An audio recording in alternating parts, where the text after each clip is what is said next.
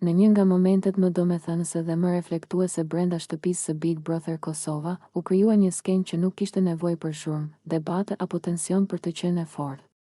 Ishte një bisedë e qetë, por me peshë. Limi dhe Albën ishin ulur bashkë, larg kaosit të zakonshëm të lojës, dhe pikërisht aty Limi vendosi të shtrojë një pyetje që shumë kush jashtë shtëpisë ndoshta e ka menduar: çfarë mendimi ke për Klodin si lojtar?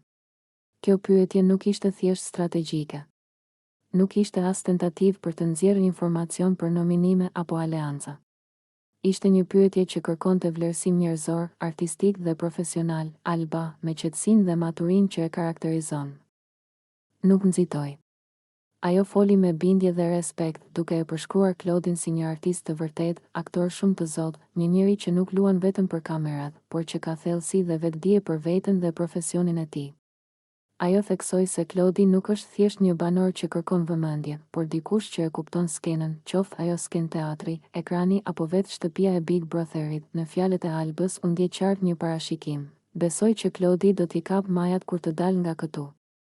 Kjo fjali rezonoi fort, sepse nuk ishte thënë si kompliment i zbrazët, por si një bindje e ndërtuar mbi vëzhgim. Klodi si lojtar, i heshtur, por i fortë.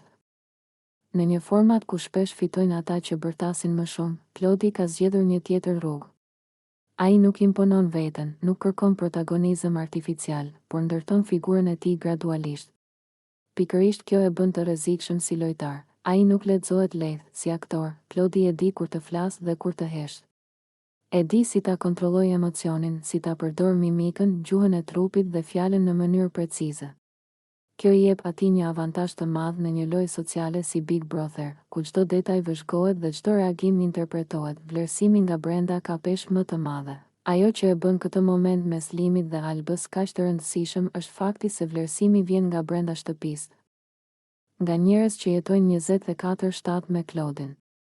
Ky nuk është opinion i ndërtuar nga montazhi apo perceptimi i publikut, por nga bashkëjetesa reale. Limi, me pyetjen e tij, tregoi se edhe ai e sheh Klodin si figurë që ia vlen të analizohet.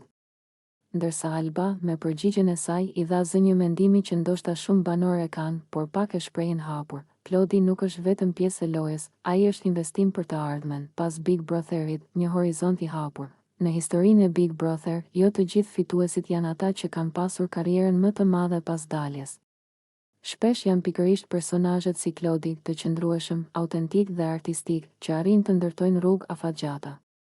Aktorët që dinë të ruajnë dinjitetin në një format kaq ekspozues, dalin më të fortë. Dhe Klodi po e bën këtë. Ai po ndërton një imazh që nuk konsumohet shpejt, por që rritet me kohën. Një moment i vogël, një mesazh i madh. Biseda mes Limit dhe Albës ishte e thjeshtë në formë, por e madhe në përmbajtje.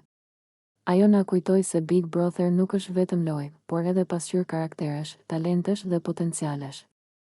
Dhe Klodi, sipas këtij vlerësimi të sinqert, është një nga ata që kur të dalë nga shtëpia, nuk do të shuhet, por do të ngjitet. Nëse kjo është vetëm fillimi, atëherë majat janë vërtet afër.